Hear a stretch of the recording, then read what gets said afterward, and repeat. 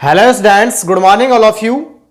देखिए, आज एक नए सब्जेक्ट की मैं शुरुआत करने जा रहा हूं और वो नया सब्जेक्ट है। हम राजस्थान की हिस्ट्री पढ़ चुके हैं, राजस्थान की ज्योग्राफी लगभग पढ़ चुके हैं और अब लास्ट अंतिम सब्जेक्ट जो है हमारा सिलेबस के हिसाब से वो है राजस्थान की संस्कृति। बहुत बड़ा सब्जेक्ट नहीं है, छोटा ही सब्जेक्ट है। ठीक है, देखो सबसे पहले तो संस्कृति शब्द के बारे में जानकारी होना बहुत जरूरी है। संस्कृति क्या है? देखिए, मैं बात करता हूं यहां आपसे। सबसे पहले संस्कृति शब्द क्या है? देखिए, मनुष्य के जन्म से लेकर मृत्यु तक बहुत सारे रीति रिवाज, परंपराएं, भाषा, बोलियां, आभूषण, खान पान, रहन सहन, बहुत सारी हम कह सकते हैं कि परिस्थितियों से मनुष्य गुजरता है। तो जन्म से लेकर मृत्यु तक मनुष्य के आसपास के परिवेश में खान पान, रहन सहन, वेशभूषा, भाषा, बोली, साहित्य, आध्यात्मिकता, ये सारी जो चीजें हैं, इन सभी चीजों का मिश्रण जो है उस मनुष्य की संस्कृति कहलाती है। तो मैं देखो एक लाइन में अगर इसका हम अर्थ दें तो हम कह सकते हैं मनुष्य के जन्म से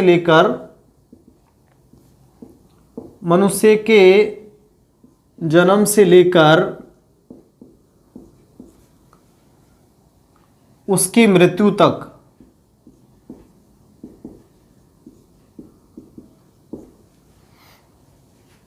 उसके आसपास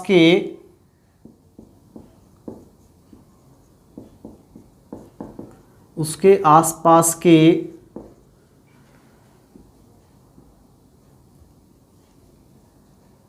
परिवेश के खान पान,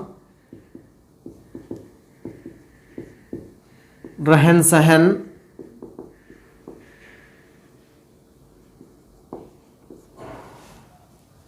भाषा, बोली,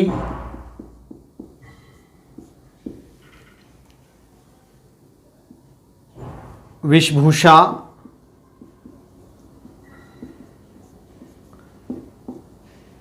धार्मिक आध्यात्मिकता,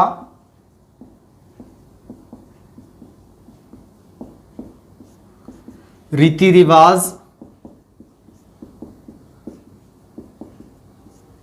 एवं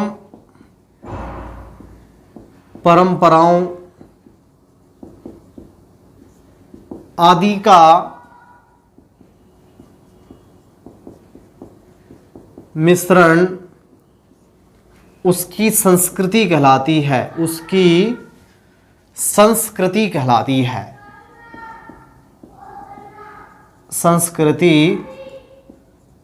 कहलाती है। तो ओवरऑल हम ये कह सकते हैं कि वे मनुष्य के जन्म से लेकर मृत्यु तक उसके आसपास का खान पान, रहन सहन, भाषा, बोली, वेशभूषा, पहनावा, ठीक है, इसके अलावा उसकी आध्यात्मिकता, लोग, देवी देवते, ये सारी जो चीजें इनका मिश्रण जो है क्या कहलाता है? उसकी संस्कृति कहलाता है। तो संस्कृति में देखो आपकी स्लाइड से पता चल रहा होगा कि हम क्या पढ़ेंगे। जन्म से लेकर के मृत्यु तक मनुष्य के आसपास के परिवेश की घटनाओं को पढ़ेंगे। खान पान, रहन सहन, भाषा, बोली, वेशभूषा, धार्मिक आध्यात्मिकता, लोक देवी, लोक देवता, लोक संत संप्रदाय, ठीक है, रीति रिवाज एवं परंपराएं, ठीक है। तो ये सारी चीजें जो हम सारी चीजों की जो बात करेंगे किस में करेंगे?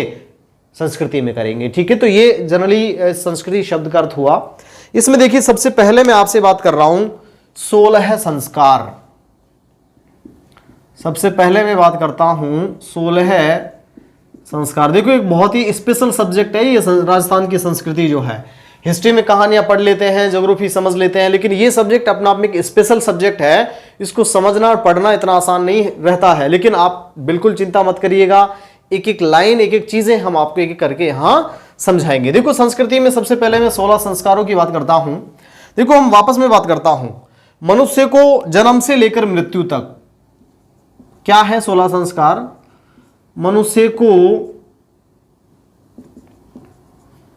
जन्म से लेकर मृत्यु तक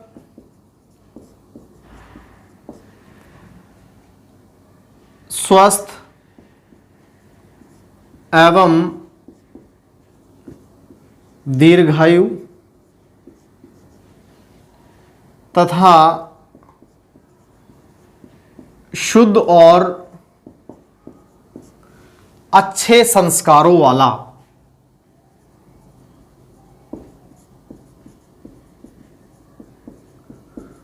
अच्छे संस्कारों वाला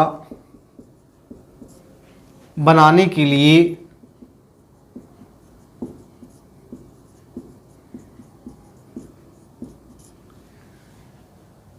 16 संस्कारों,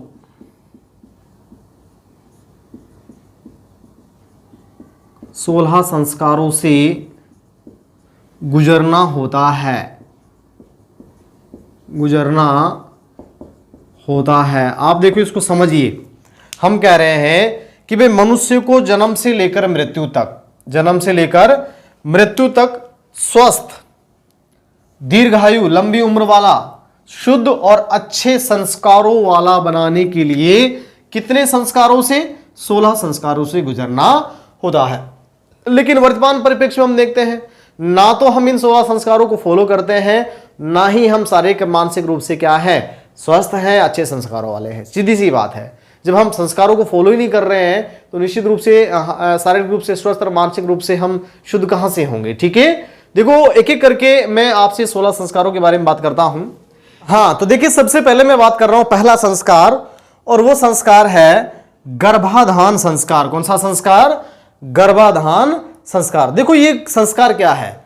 गर्भ धारण करने से पहले, नवविवाहित वधू द्वारा गर्भ धारण करने से पहले की जाने वाली आवश्यक धार्मिक क्रियाएं इस संस्कार के अंतर्गत आती हैं। वर्तमान की नवविवाहित वधुओं को पता ही नहीं है, ठीक है, कि कौन कौन सी धार्मिक क्रियाएं की जाती हैं। यहां मैं बात कर रहा हूं, कह सकता हूं नवविवाहित वधू द्वारा, नवविवाहित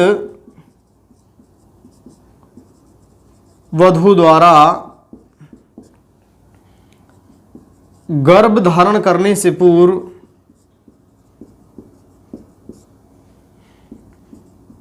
पूर्व की जाने वाली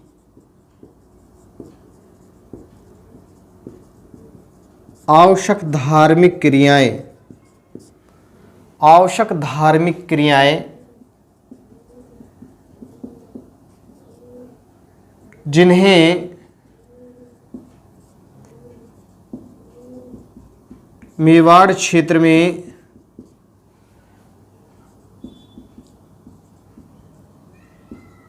बदुरात प्रथा के नाम से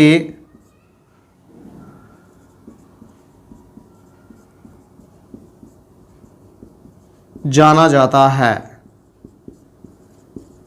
ठीक है, तो नवविवाहित वधू द्वारा गर्भ धारण करने से पूर्व की जाने वाली आवश्यक धार्मिक क्रियाएं इस संस्कार के अंतर्गत आती हैं। नेक्स्ट में बात करता हूं, अगला संस्कार है नंबर 2, और वो संस्कार है पुंसवन संस्कार। पुंसवन संस्कार। देखिए पुंसवन संस्कार क्या है? आजकल आपको पता है सभी को क्या चाहिए? पुत्र जरूर चाहिए। ठीक है, बिना पुत्र के वंश नहीं चलेगा, बहुत सारी बातें होती हैं।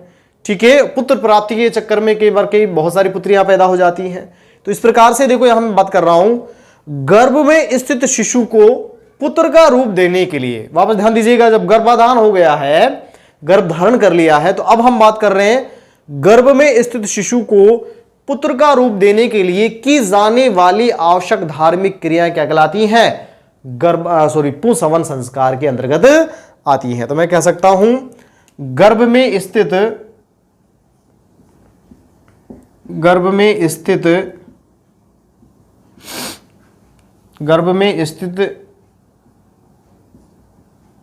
शिशु को पुत्र का रूप देने हेतु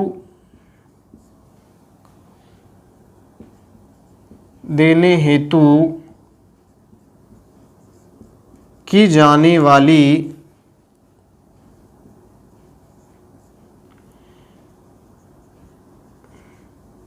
धार्मिक क्रियाएं किसके अंतर्गत आती हैं? पुंसवन संस्कार के अंतर्गत आती है। तो गर्भ में स्थित शिशु को पुत्र का रूप देने के लिए की जाने वाली आवश्यक धार्मिक क्रियाएं इस संस्कार के अंतर्गत आती हैं। देखो एक क्वेश्चन पेपर में पूछा गया था, मनुष्य को जन्म से लेकर मृत्यु तक स्वस्थ एवं दीर्घायु और मानसिक रूप से शुद्ध और अच्छे संस्कारों वाला बनाने के लिए किस परंपरा से गुजरना होता है? तो नवरात्र से गुजरना होता है, आर्य सत्य से गुजरना होता है, 16 संस्कारों से गुजरना होता है। इस प्रकार से क्वेश्चन पूछा गया था। ठीक है, पुंसवन संस्कार गर्भ में स्थित शिशु को किसका रूप देने के लिए? पुत्र का रूप देने के लिए की जाने वाली आवश्यक धार्मिक क्रियाएं, ठीक है, पुंसवन संस्कार के अंतर्गत आती है।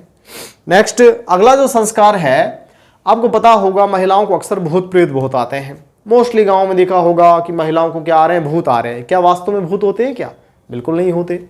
ठीक है, मानते हैं तो नहीं होते, नहीं मानते तो नहीं होते, और मानते हो तो होते हैं। ठीक है, कई बार तो आपको पता होगा जंगल में आकोड़े के पेड़ जो है वो भी भूत बन जाते हैं। ठीक है, लेकिन मैं बात कर रहा हूं नंबर 3, सीमांतोन्नयन संस्कार। सीमांतोन्नयन संस्कार क्या है भाई? सीमांतोन्नयन संस्कार गर्भवती महिला को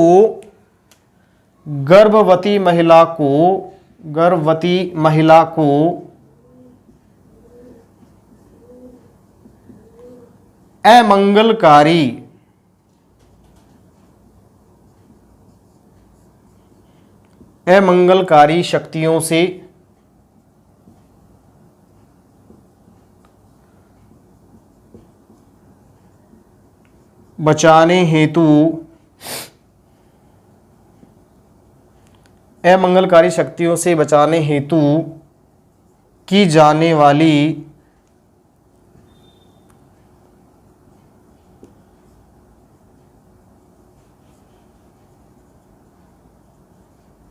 धार्मिक क्रियाएं। क्लियर? तो हम कह सकते हैं गर्भवती महिला को अमंगलकारी मतलब भूत प्रेतों से बचाने के लिए की जाने वाली आवश्यक धार्मिक क्रियाएं इस संस्कार के अंतर्गत आती हैं। यह संस्कार कहलाता है सीमांतोन्नयन, सीमा का अंत करना, सीमा को बाउंड कराना। ठीक है, ताकि गर्भवती महिला को कहते हैं ना भाई शादी विवाह के अवसर पर कि भाई अपने गांव की सीमा से बाहर नहीं जाना चाहिए, ऐसे ही यहां गर्भवती महिला को अपनी गांव की सीमा के बाहर नहीं जाना चाहिए, उसके लिए सीमांतोन्नयन संस्कार किया जाता है। नेक्स्ट में बात करता हूं, अगला संस्कार है नंबर 4, जातकर्म संस्कार। जातकर्म संस्कार क्या है? देखिए, जातकर्म संस्कार हम कह सकते हैं, क्या कह सकते हैं? शिशु के जन्म के उपलक्ष्य में, शिशु के जन्म के अवसर पर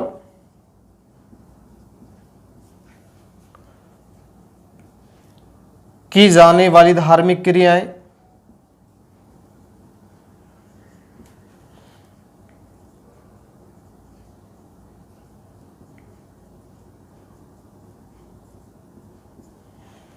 इसमें महिलाएं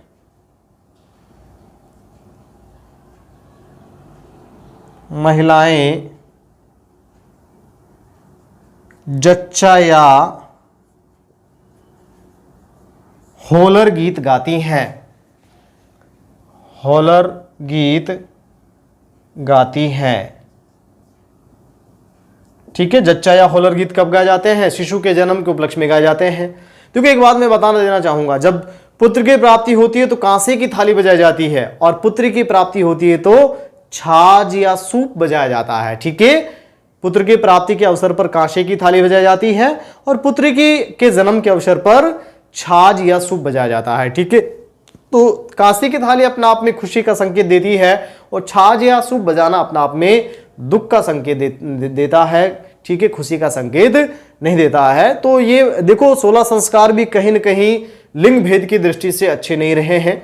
ठीक है, वर्तमान परिप्रेक्ष्य में इनको लागू करना इतना आसान नहीं है, क्योंकि वर्तमान परिप्रेक्ष्य में लड़के और लड़की को समानता का अधिकार है, समानता का अधिकार प्राप्त है। ठीक है, तो ये हुआ कौन सा संस्कार? जातकर्म संस्कार। तो देखो, मैंने सबसे पहले गर्भ में स्थित शिशु को, या हम ये कहें कि गर्भ धारण करने से पूर्व की जाने वाली आवश्यक धार्मिक क्रिया गर्भाधान संस्कार, और गर्भवती जो महिला है या उसके गर्भ में स्थित जो शिशु है उसको पुत्र का रूप देने के लिए पुंसवन संस्कार, और गर्भवती महिला को अमंगलकारी शक्तियों से बचाने के लिए सीमांतोन्नयन संस्कार, और जन्म के अवसर पर की जाने वाली धार्मिक क्रियाएं जातकर्म संस्कार। कोई दिक्कत? 4 संस्कार में मेरे हिसाब से कोई दिक्कत नहीं होगी। अगला संस्कार है जब शिशु का जन्म ही हो गया है, तो नंबर 5 हम बात करते हैं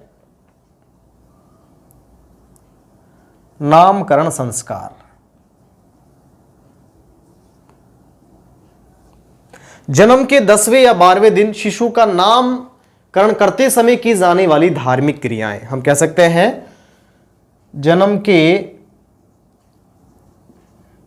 10वें या 12वें दिन शिशु का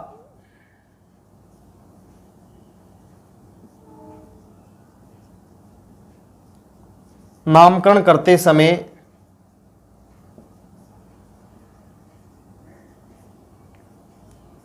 की जाने वाली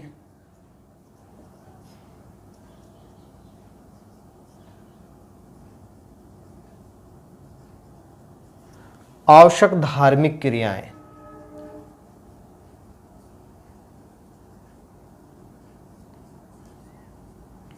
ठीक है, क्या कहलाती हैं?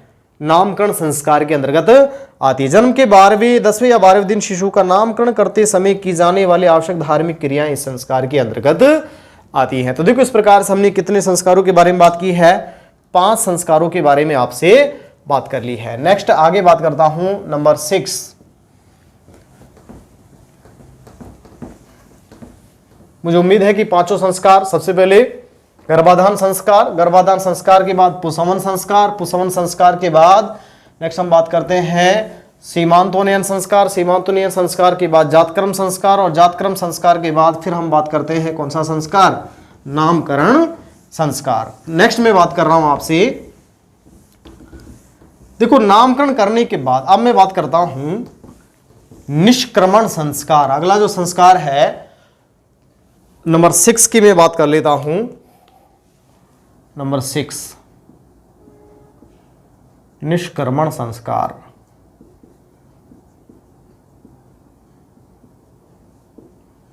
देखिए क्या है निष्क्रमण संस्कार। मैं बात करता हूं जन्म के लगभग 40 दिन पश्चात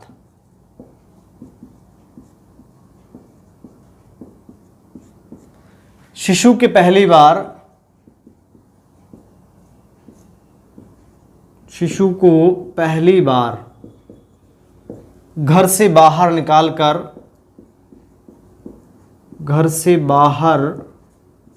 निकालकर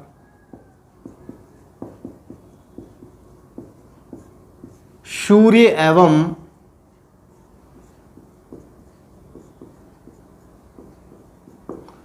चंद्र देवता के दर्शन कराना।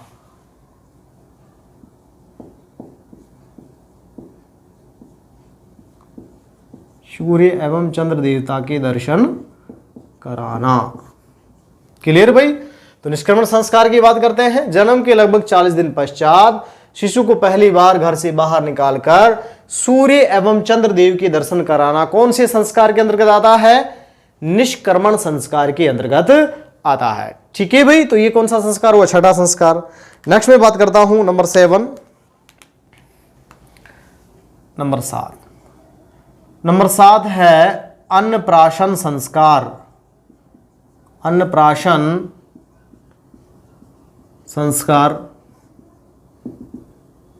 देखिए मैं बात करता हूं अन्नप्राशन संस्कार की। शिशु की उम्र, शिशु की आयु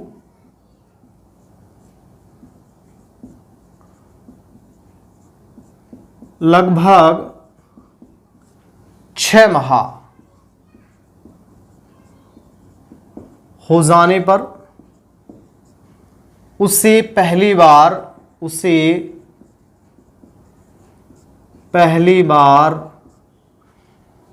अन्न देते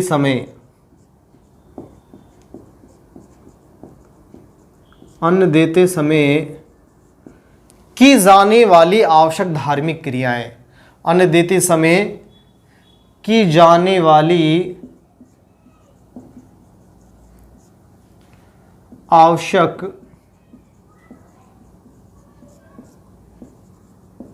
धार्मिक क्रियाएं।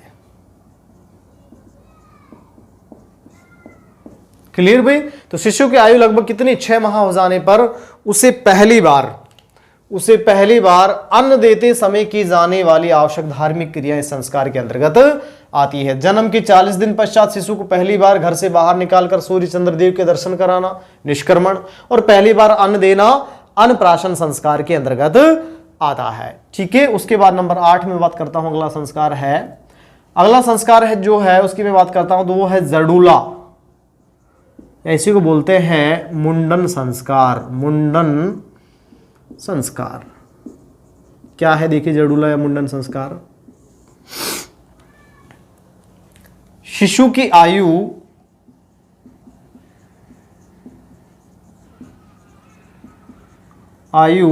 1 से 3 वर्ष हो जाने पर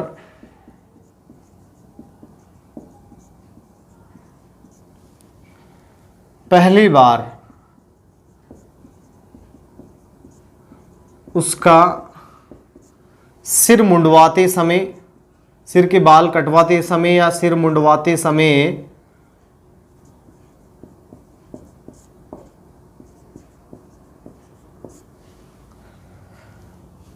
की जाने वाली धार्मिक क्रियाएं। तो शिशु की आयु 1 से 3 वर्ष हो जाने पर पहली बार सिर मुंडवाते समय की जाने वाली जो धार्मिक क्रियाएं हैं वो क्या कहलाती हैं, जड़ूला या मुंडन संस्कार के अंतर्गत आती हैं। नेक्स्ट में बात करता हूं नंबर 9। अगला जो संस्कार है जड़ूला संस्कार होने के बाद देखिए नेक्स्ट देखते हैं कर्णभेद संस्कार।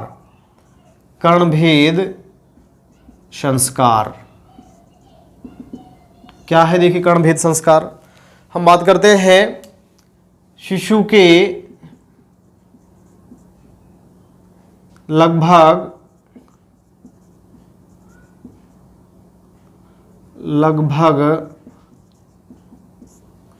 3 से 5 वर्ष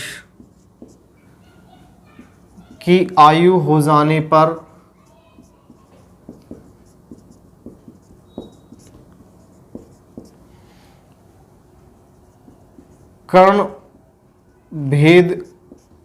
कर्णों को छिदवाते समय या कर्णों को भेद करवाते समय, कर्ण भेद करते समय की जाने वाली धार्मिक क्रियाएं।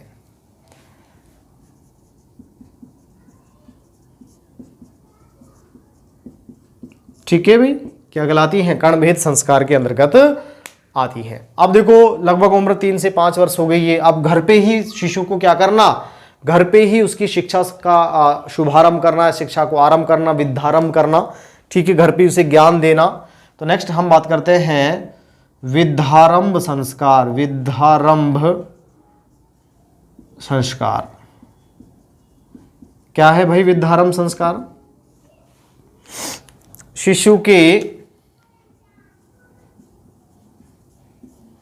शिशु को घर पर ही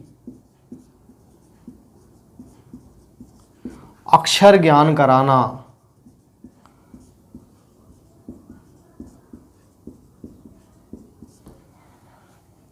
इस संस्कार के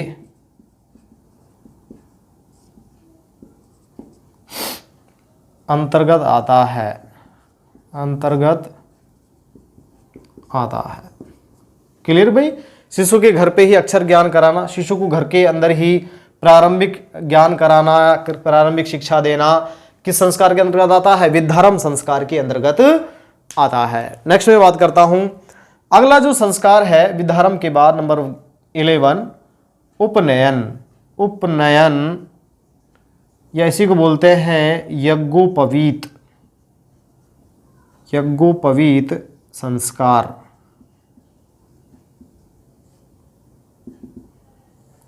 देखो ये जो संस्कार है, इस संस्कार के अंतर्गत सबसे पहली बात तो यह संस्कार केवल ब्राह्मण, क्षत्रिय और वैश्य वर्ग के लोगों का होता था। पहली बात, यह संस्कार केवल ब्राह्मण, क्षत्रिय और वैश्य वर्ग का होता था। इसमें इन वर्ग के बालकों को, इन वर्गों के बालकों को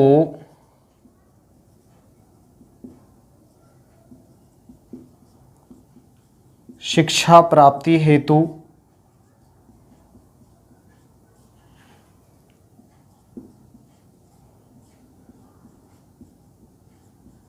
गुरुकुल भेजा जाता था। ठीक है, शूद्र वर्ग का ही नहीं होता था। किसका नहीं होता था? शूद्र वर्ग का यह संस्कार नहीं होता था। शूद्र वर्ग को शिक्षा प्राप्ति का अधिकार नहीं था। ठीक है, तो हम ये कह सकते हैं, देखिए यह संस्कार केवल ब्राह्मण, क्षत्रिय, वैश्य वर्ग का होता था। इसमें इन वर्गों के बालकों को शिक्षा प्राप्ति हेतु गुरुकुल में भेजा जाता था। शूद्र वर्ग के बच्चों को शिक्षा प्राप्ति का अधिकार नहीं होता था, इसलिए उनके लिए संस्कार नहीं था। ठीक है, नेक्स्ट में बात करता हूं। अगला जो संस्कार है नंबर 12, वो है वेदारंभ संस्कार। कौन सा संस्कार? वेदारंभ संस्कार। ये क्या है? देखो, ये संस्कार केवल ब्राह्मण वर्ग के बच्चों का होता था। ठीक है, वेदों की शिक्षा प्राप्ति का अधिकार, यह संस्कार केवल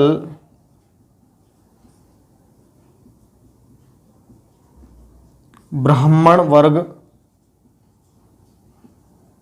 के बालकों का होता था।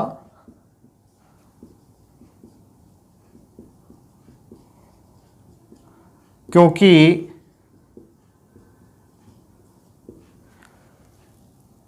वेदों की शिक्षा प्राप्ति का अधिकार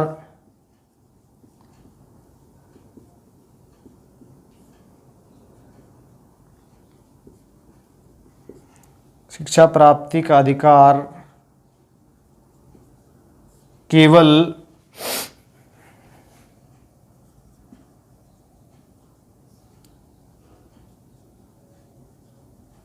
ब्राह्मणों को ही था।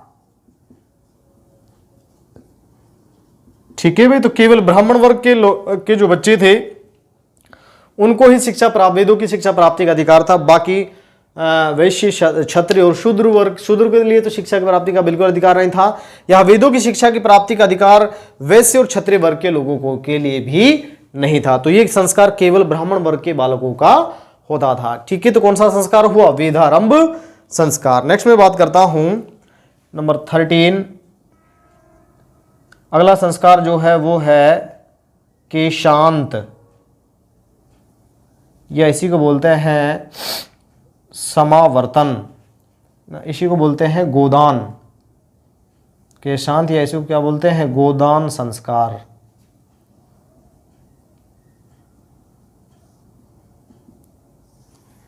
देखिए, गुरुकुल में शिक्षा प्राप्ति के समय जब बालक की उम्र लगभग 16 वर्ष हो जाती थी तो उसको पहली बार अपने दाढ़ी, मूछ और मुंडवाने पड़ते थे। ठीक है, केशों का अंत करवाना पड़ता था। ठीक है, उस समय की जाने वाली धार्मिक क्रियाएं जो है केशांत या गोदान संस्कार के अंतर्गत आती थी। तो हम कह सकते हैं गुरुकुल में बालक को गुरुकुल में बालक की आयु 16 वर्ष हो जाने पर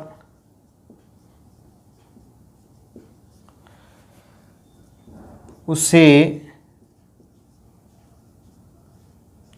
दाढ़ी, मूछ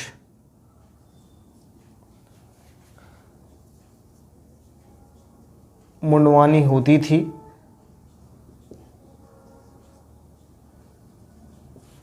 ऐसे बालक ब्रह्मचारी कहलाते थे। ब्रह्मचारी कहलाते थे। ठीक है, उस समय की जाने वाली धार्मिक क्रियाएं केशांत या गोदान संस्कार के अंतर्गत आती हैं। तो देखो, सबसे पहले गर्भाधान संस्कार, गर्भ में स्थित शिशु को पुत्र का रूप देने के लिए पुंसवन संस्कार, गर्भवती महिला को अमंगलकारी शक्तियों से बचाने के लिए सीमांतोन्नयन संस्कार, शिशु के जन्म के समय जातकर्म संस्कार और नाम रखते समय नामकरण संस्कार, पहली बार घर से बाहर निकाला तो निष्क्रमण संस्कार, तो पहली बार अन्न दिया तो अन्नप्राशन संस्कार। कोई दिक्कत? उसके बाद सबसे पहले जडूला मतलब मुंडन संस्कार, फिर कर्णभेद संस्कार। ठीक है, जडूला और कर्णभेद होने के बाद फिर विद्यारंभ घर पे ही, फिर गुरुकुल में भेज दिया उपनयन संस्कार। ठीक है, फिर गुरुकुल में भेजा तो केवल वेदारंभ संस्कार ब्राह्मणों के लिए शुरू हुआ, और केशांत संस्कार 16 वर्ष की उम्र में दाढ़ी मूंछ मुंडवा देना। ठीक है, ब्रह्मचारी बन जाना। ठीक है, तो ये 13वां संस्कार हुआ हमारा केशांत या गोदान संस्कार। नेक्स्ट में बात करता हूं, अगला जो संस्कार है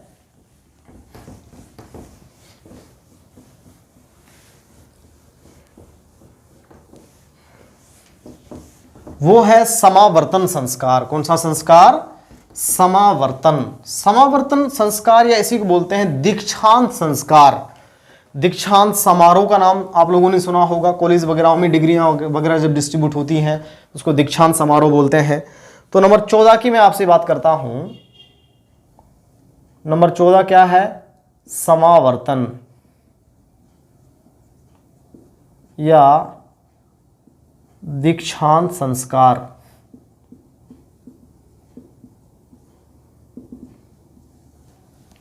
समावर्तन या दीक्षांत संस्कार हम कह सकते हैं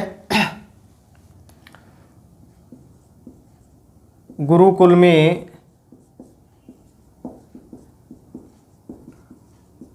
शिक्षा समाप्ति पर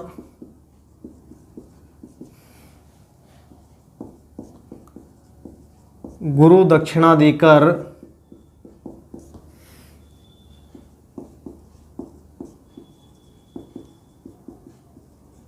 आशीर्वाद प्राप्त करना,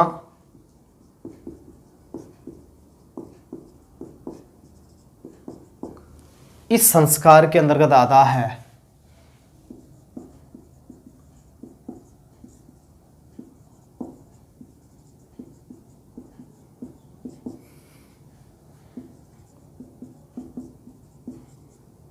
इस समय बालक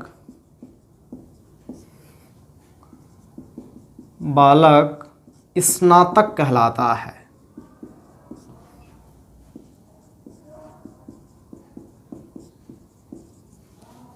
तो हम कह सकते हैं गुरुकुल में शिक्षा प्राप्ति के समय बेसिकली गुरु दक्षिणा देकर आशीर्वाद प्राप्त करना तथा इस संस्कार के अंतर्गत आता है। इस समय बालक क्या कहलाता है?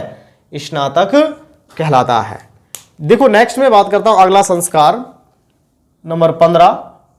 15वां जो संस्कार है वो है विवाह संस्कार। अब देखिए, जब सारी शिक्षा पूरी हो गई तो अगले संस्कार के बारे में बात करते हैं, विवाह संस्कार। विवाह के समय की जाने वाली आवश्यक धार्मिक क्रियाएं इस संस्कार के अंतर्गत आती हैं।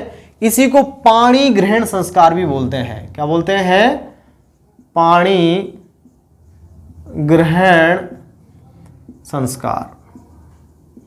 विवाह संस्कार या पाणी ग्रहण संस्कार। डिटेल्स इसके बारे में कौन कौन सी जो परंपराएं रीति रिवाज इस समय प्रचलन में है उनके बारे में आपसे बात करेंगे। ठीक है, तो 15वां संस्कार विवाह संस्कार या पाणी ग्रहण संस्कार, डिटेल से आप जानते हैं इसके बारे में। ठीक है, और लास्ट में बात करता हूं अंतिम संस्कार। 16वां संस्कार मतलब अंतिम संस्कार, मृत्यु के समय की जाने वाली आवश्यक धार्मिक क्रियाएं। ठीक है, तो मैं यहां लिख सकता हूं विवाह के समय की जाने वाली धार्मिक क्रियाएं। विवाह के समय की जाने वाली धार्मिक क्रियाएं, की जाने वाली धार्मिक क्रियाएं। ठीक है, ये तो किस में आती हैं? विवाह संस्कार में। और मृत्यु के समय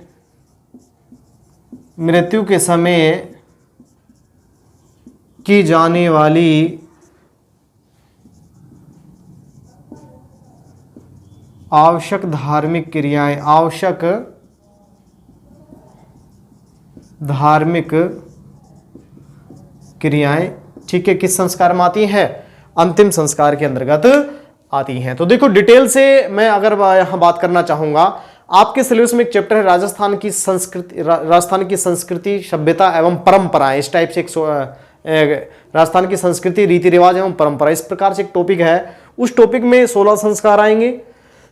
उसके बाद फिर मैं बात करूंगा आपसे, देखो यहां 3 मोस्टली टॉपिक हमारे पास निकल जाते हैं 16 संस्कारों में से। एक तो होता है जात कर्म, जन्म के समय, जन्म से रिलेटेड रीति रिवाज एवं प्रथाएं, ठीक है। फिर मैं बात करूंगा विवाह से संबंधित रीति रिवाज, और फिर मैं बात करूंगा अंतिम संस्कार से, मृत्यु से संबंधित रीति रिवाज। तो 16 संस्कारों के बाद अगला चैप्टर होगा हमारा राजस्थान में रीति रिवाज एवं प्रथाएं, ठीक है। तो नेक्स्ट में बात करने जाऊंगा आपसे राजस्थान में रीति रिवाज एवं प्रथाएं। इस प्रकार से हमारे 16 संस्कार वाला चैप्टर क्या हो गया है, फ्रेश हो गया है।